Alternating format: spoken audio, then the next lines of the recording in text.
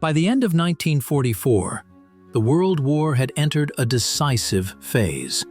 The Third Reich, squeezed from west and east, resisted desperately, but the superiority of the Allied forces became increasingly evident. It was at this turning point that one of the most unusual military initiatives was born: Operation Storm Over the Clouds.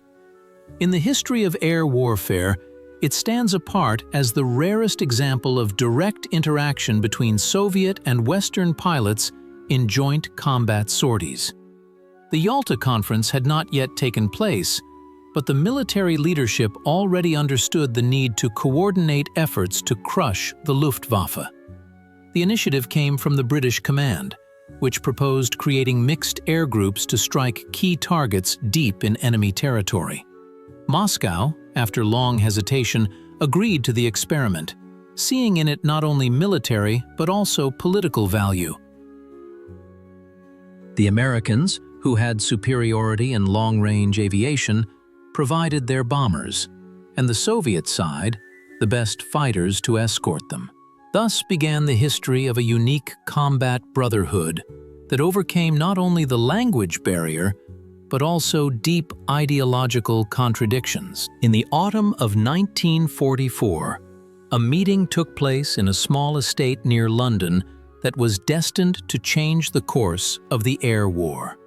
In the strictest secrecy, the highest-ranking aviation officials of three powers gathered here: the Soviet Union, Great Britain, and the USA.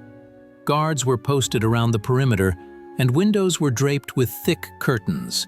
Any information leak could derail the planned operation. Storm Over the Clouds.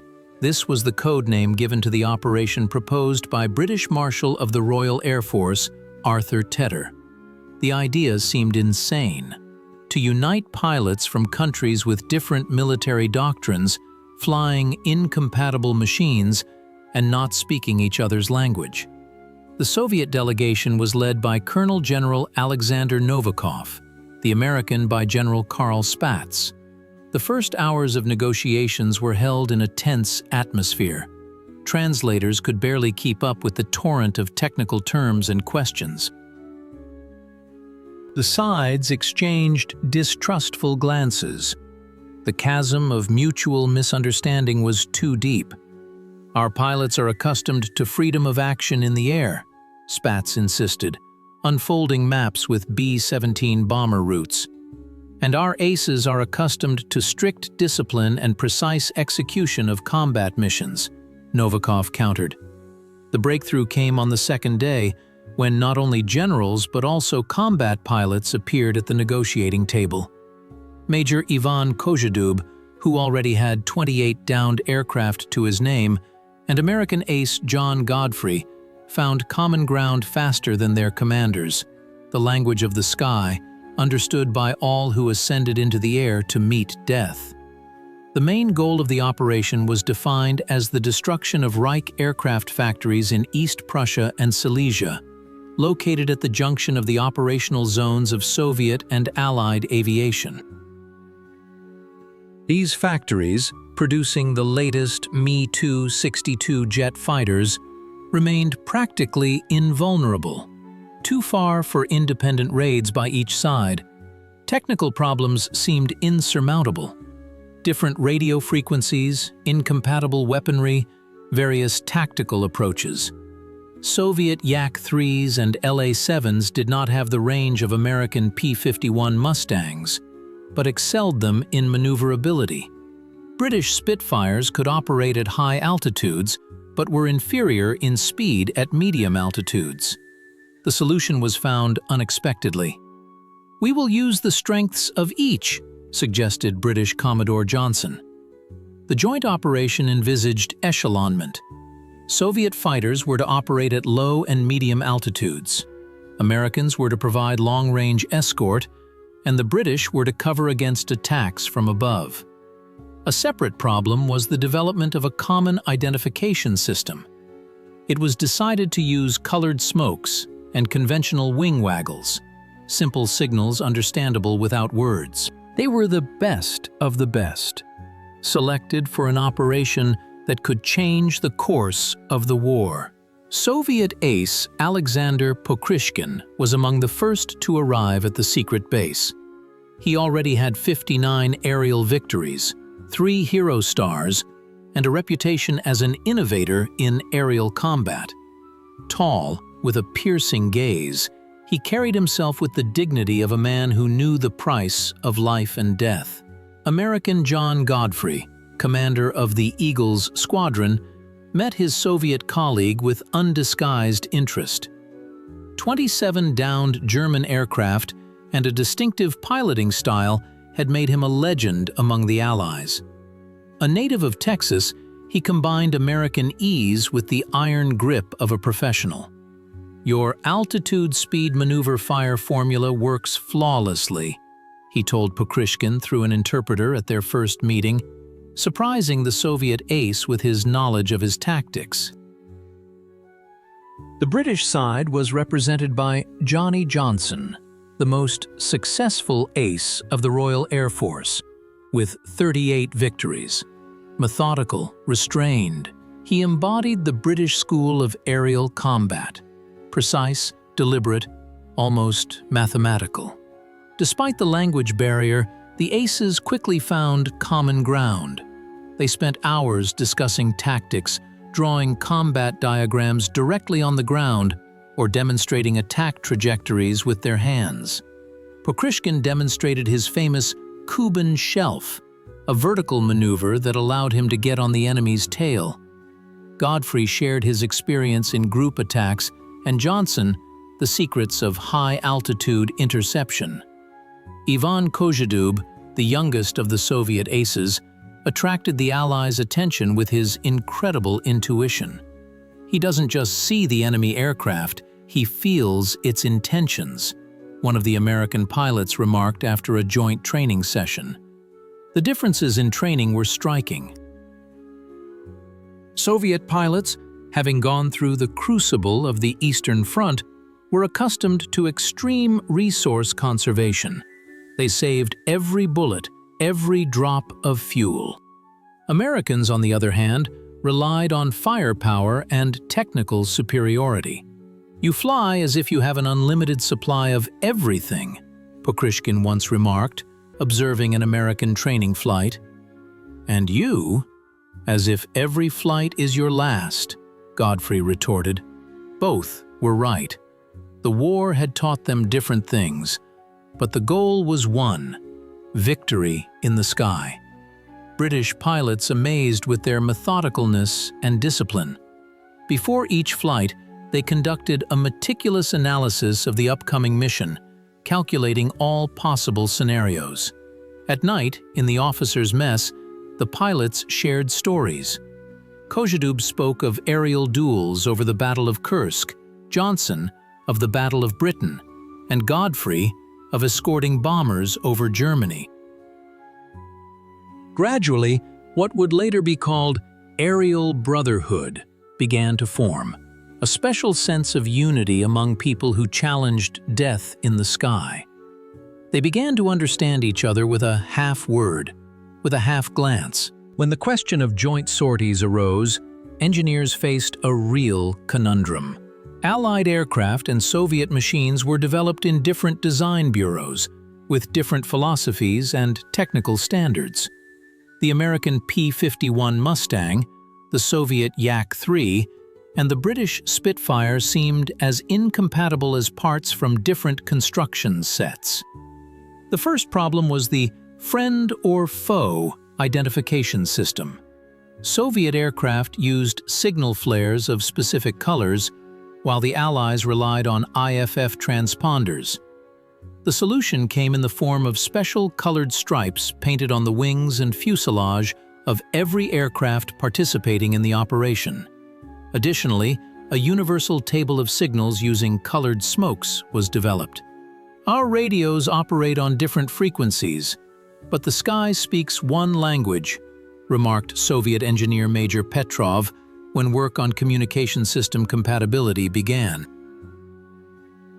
The solution turned out to be unexpectedly simple.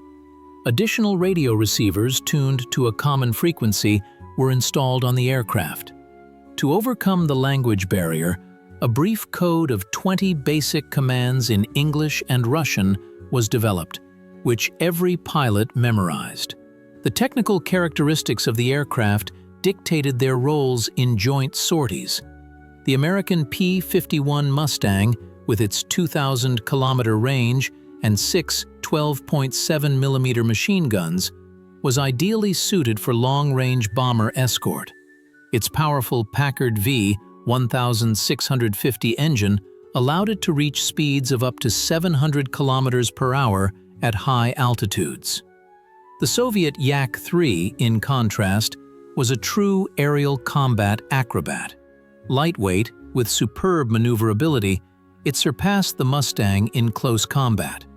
Armed with one 20mm cannon and 2 machine guns, the Yak had a shorter range, about 900 kilometers, but could perform maneuvers inaccessible to other fighters. The British Spitfire occupied an intermediate position. Its elliptical wings provided excellent high-altitude performance, and 2 20mm cannons and 4 machine guns gave it devastating firepower. However, its range remained its weakness, only about 800 kilometers. Engineers developed a special interaction scheme, taking into account the strengths and weaknesses of each aircraft. American Mustangs took on long-range escort, Soviet Yaks operated at low and medium altitudes, and British Spitfires covered the group from above, where their high-altitude characteristics gave them an advantage. The dawn of December 4, 1944, was cold and foggy. An unusual tension hung over the secret airfield near the front line. Soviet and Allied pilots, who had been exchanging friendly jokes at dinner just yesterday, were now silently checking their machines. The first joint combat mission in history was about to take place. "The weather's unflyable," Captain James Wilson noted grimly, looking at the low clouds. "For the Germans too," Lieutenant Nikolai Smirnov replied through an interpreter, "which means they won't be expecting us." The pre-flight briefing took place in an improvised command post, a tent with hastily assembled tables. Target maps were laid out under the dim light of kerosene lamps. The objective? An aircraft factory in East Prussia, where the latest Messerschmitt 262 jet fighters were being assembled. "We'll fly in mixed pairs," announced Group Commander Pokrishkin. "Soviet pilot leads, Allied pilot is wingman." Then we switch. Doubt was visible in the eyes of the American and British pilots. To fly as a wingman behind a Russian, not understanding half of his commands? To trust a man they had only known through newspaper reports a week ago. The Yaks took off first. Light and maneuverable, they quickly gained altitude. They were followed by Mustangs and Spitfires struggling to lift off the frozen runway. In the air, the machines formed an unusual formation. Soviet fighters took positions at medium altitude, Americans slightly higher and behind, British even higher, completing the formation. "Russian one, how do you read?" An American pilot's voice came through the headphones. "Loud and clear, Eagle 2, Smirnov replied, trying to speak slowly and clearly, as they had been taught in training. The first minutes of the flight passed in tense silence. Each pilot secretly observed his neighbors, evaluating their flying skills. The Americans noted the impeccable precision of the Soviet machine's formation. The Russians noted the technical perfection of the Allied aircraft. The first test awaited them as they crossed the front line. Anti-aircraft fire tore through the sky with fiery tracers. Smirnov instinctively went into a steep turn, expecting the American wingman wouldn't be able to repeat the maneuver. But the P-51 seemed glued to the Yak's tail, repeating every movement. "Not bad, Eagle 2, Smirnov couldn't resist complimenting. "Learning from the best, Russian one," came the reply. The target appeared suddenly. a huge complex of workshops surrounded by defensive structures. And almost immediately, the anxious voice of a British pilot from the upper echelon sounded in the headphones. "Messers, 12 o'clock, 4,000 feet!" 6 German fighters dived on the mixed group. The moment of truth had arrived. Would the joint tactics work in real combat? Pokrishkin reacted instantly. "Russians, turn right. Allies, cover from above." The Yaks sharply turned to meet the attackers, using their maneuverability advantage. Mustangs and Spitfires took the upper position, ready to dive on the Germans when they became engrossed in combat with the Soviet machines. The plan worked flawlessly. The German pilots, not expecting such coordination, split into pairs, losing the advantage of group combat. Smirnov, performing his signature vertical maneuver, got on the tail of the lead Messerschmitt and opened fire. A burst of cannon fire ripped through the fuselage of the German machine. At that moment, the second Messer tried to attack Smirnov from behind, but was met with a barrage of fire from the American Mustang. "Thanks, Eagle 2. Anytime, Russian 1. The battle lasted no more than 5 minutes. 3 German fighters were shot down. The rest hastily retreated.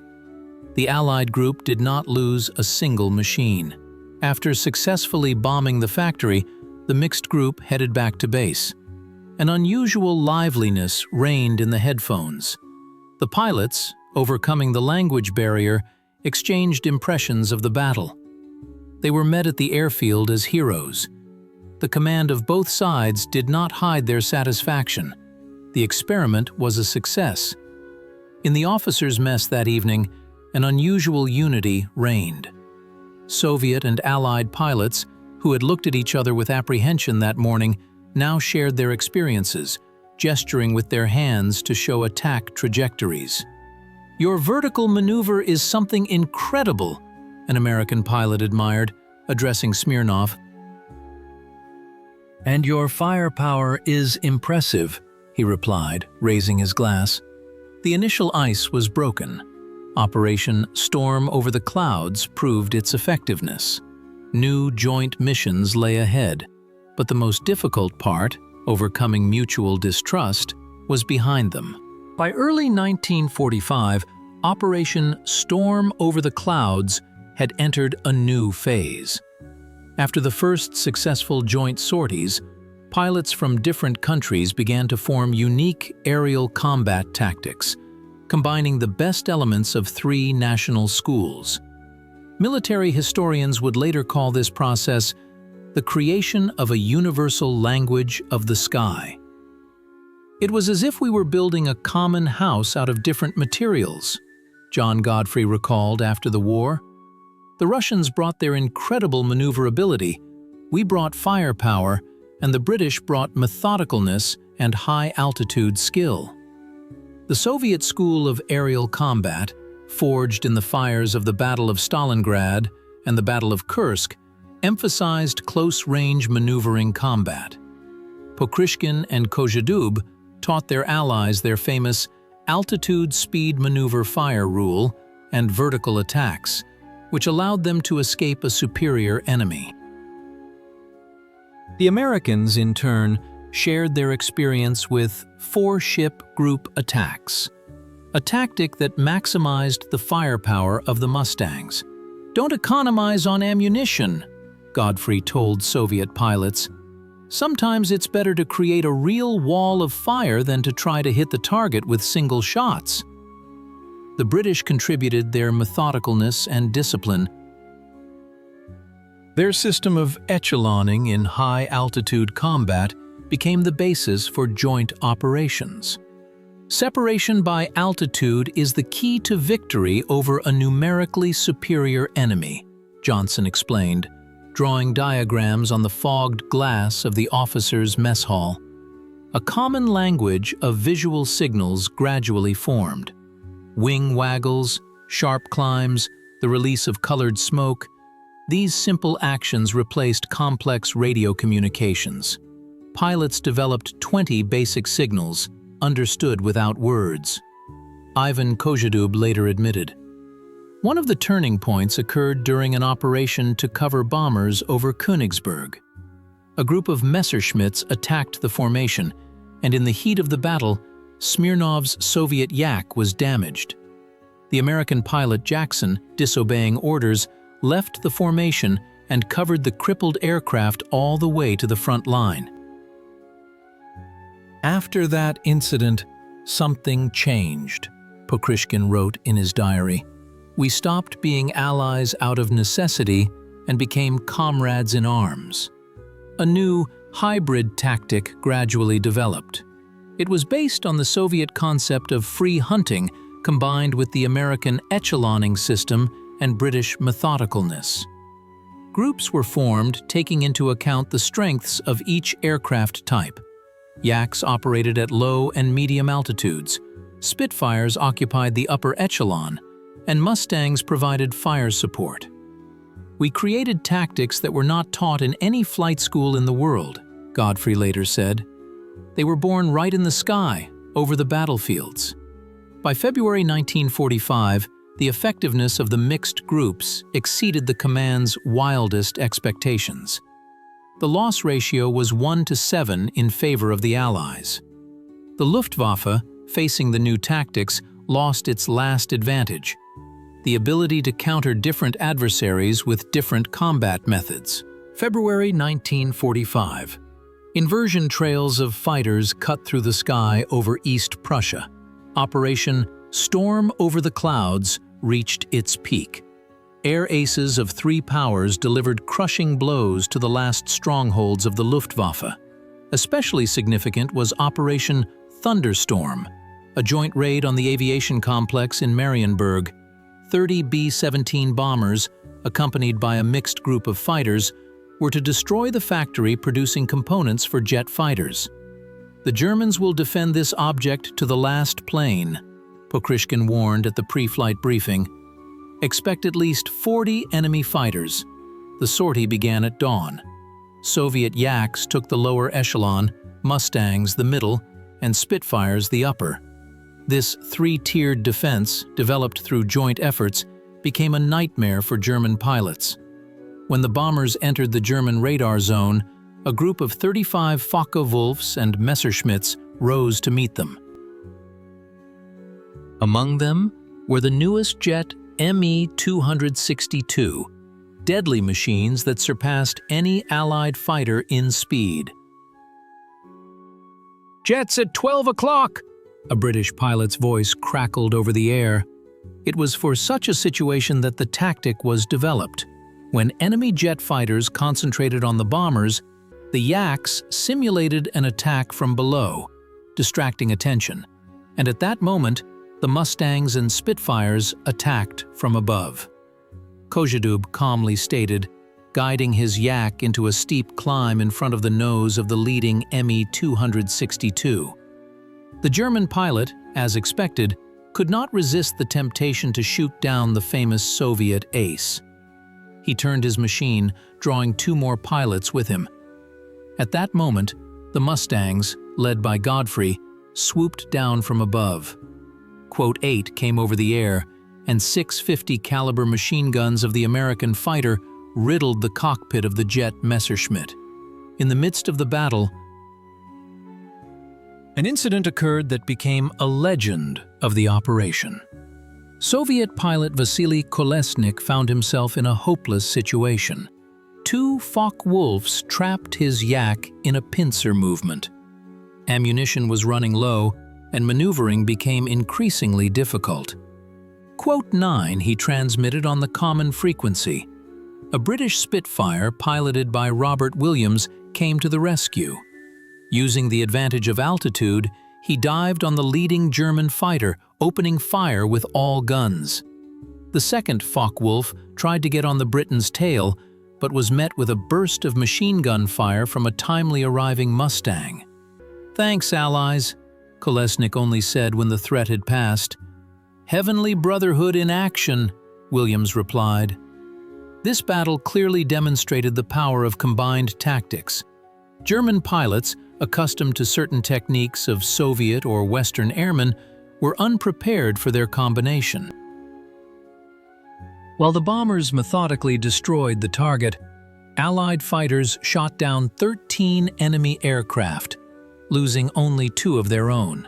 A second significant operation was the raid on the airfield in Brandenburg, where the last squadrons of Luftwaffe jet fighters were based. Here, the Allies employed the innovative tactic of feigned retreat. A mixed group of 12 Yaks, 10 Mustangs, and 8 Spitfires appeared in the German radar zone, but instead of attacking, began a demonstrative retreat. When German fighters rose to pursue, they were met by a second group of Allies, approaching from the opposite direction.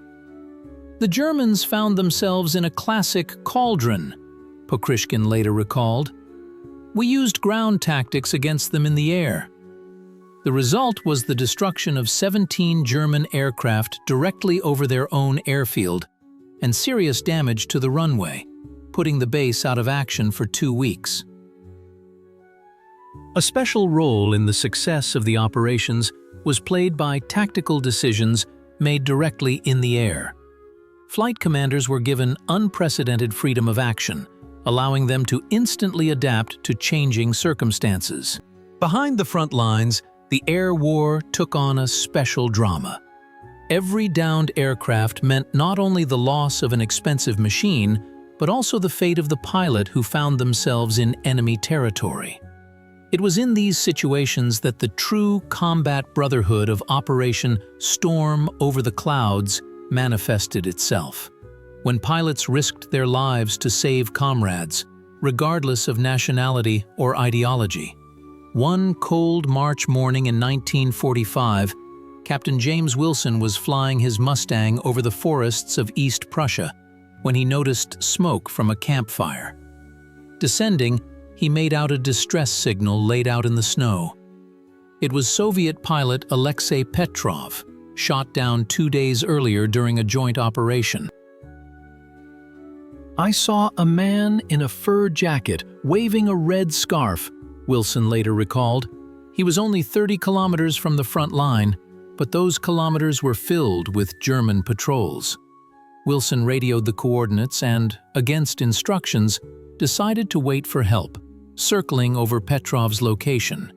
Soon, 2 Soviet Yak-3s and a light Po-2 transport plane arrived, specially modified for landing on unprepared sites. The American recounted, Petrov was evacuated, and a week later he personally thanked Wilson, presenting him with his pilot's watch. This incident became one of many in a series of mutual rescue operations. The Soviet command, impressed by the Allies' actions, allocated a special Po-2 unit for evacuating downed pilots. The Americans, in turn, provided several light L-5 Dragonfly aircraft, capable of landing on almost any surface. Joint rescue operations received the code name Guardian Angel. Their essence lay in rapid response to distress signals from downed airmen. Fighters provided air cover, while transport planes evacuated the injured. One of the most daring rescue missions was the operation to evacuate 3 American pilots shot down during a raid on Stettin. Their aircraft were hit by anti-aircraft fire, and the pilots parachuted into an area controlled by German troops. Soviet ace Ivan Kozhedub, upon learning of the incident, personally led a search and rescue group of 4 Yaks and a Po-2 transport. Risking being shot down, they flew almost 100 kilometers over enemy territory, guided by emergency beacon signals. We found them at the edge of the forest, Kozhedub wrote in his report. They were fighting off a German patrol. We attacked the enemy from the air, allowing the transport to land. All 3 American pilots were rescued and returned to their unit 2 days later.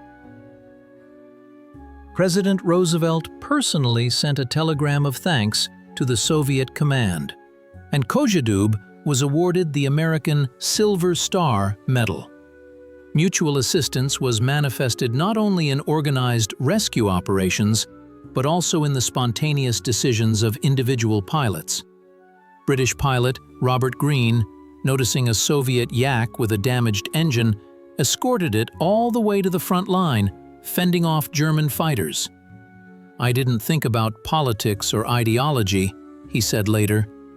"In the air, we are all brothers, and no one should die alone."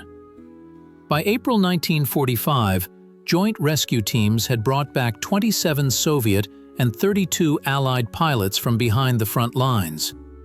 These operations not only saved lives, but also strengthened the morale of the airmen, who knew they would not be abandoned in distress.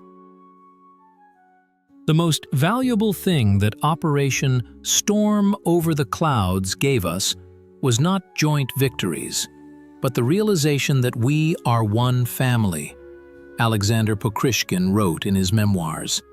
A family of people for whom the sky became home, and honor and mutual assistance became the law of life.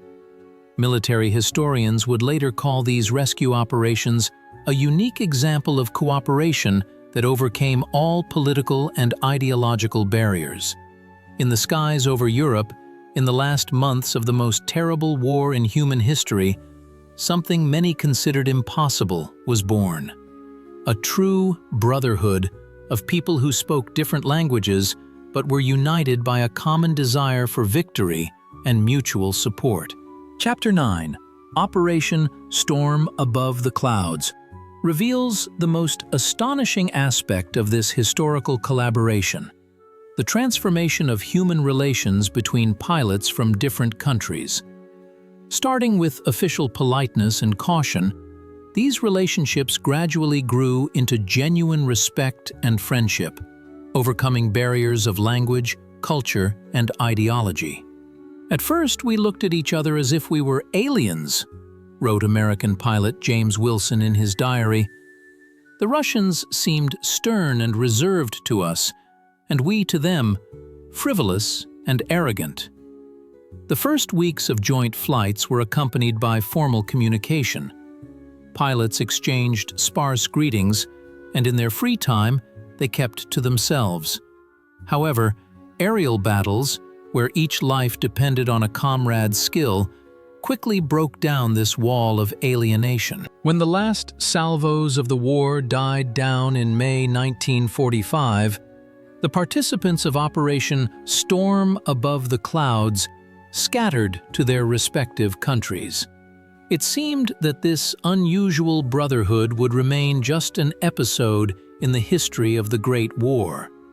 However, the shared experience proved so significant that it continued to influence the development of aviation and the personal destinies of pilots for many decades after the victory. Military experts from all three countries meticulously studied the results of joint operations. The American Tactical Air Combat School was enriched by Soviet vertical maneuvering techniques. Pokrishkin's formula entered U.S. Air Force textbooks as a classical principle of fighter aviation. Soviet designers, in turn, appreciated the advantages of American cockpit ergonomics and British high-altitude performance. Post-war MiG-15 and MiG-17 fighters incorporated elements of this synthesis, as the designers themselves acknowledged. Alexander Pokrishkin wrote in his memoirs, "The experience of countering jet aviation proved especially valuable. The tactics developed by the Allies against the Me-262 formed the basis of combat instructions for the first generation of jet fighters in all three countries. But the most surprising legacy of the operation was the human connections that survived, despite the onset of the Cold War. When the Iron Curtain divided the recent Allies, the pilots of, quote, 4 remained a bridge across that chasm. In 1948, American pilot John Godfrey, who by then had become an instructor at the Air Force School, received a letter from his comrade-in-arms, Ivan Kozhedub. Despite the deteriorating relations between the countries, the Soviet ace wrote, "Political reality imposed restrictions on communication, but the operation's participants found ways to stay in touch. They exchanged New Year's greeting cards, sent regards through diplomatic channels, and some even risked their careers by maintaining these friendships. Robert Jackson recalled, "In 1955, the first unofficial meeting of the operations veterans took place in London. The British government turned a blind eye to the arrival of several Soviet pilots, formally arriving as tourists. The meeting took place in a private club, without press or officials. We embraced like brothers," British pilot Johnny Johnson later recounted, "and for a few hours, the Cold War ceased to exist." At the height of the Cuban Missile Crisis in 1962, when the world teetered on the brink of nuclear catastrophe, Alexander Pokrishkin, by then an aviation general, sent a personal letter to his American counterpart, Charles Yeager. In it, he recalled the days when we entrusted each other with our lives in the skies over Europe, and urged them to do everything possible to prevent a new war. Historians still debate whether this letter played any role, but the fact remains. Many high-ranking military officials from both sides who went through Operation Storm Above the Clouds remained advocates for dialogue even during the most tense moments of confrontation. With the thaw in relations in the 70s, the operations veterans gained the opportunity for more open contacts. In 1975, on the 30th anniversary of victory, the first official meeting of the operations participants took place in Moscow. Gray-haired pilots from 3 countries once again stood shoulder to shoulder, now in Red Square. When I saw Kozhedub after so many years of separation, I realized that time has no power over true friendship, said American veteran William Thompson.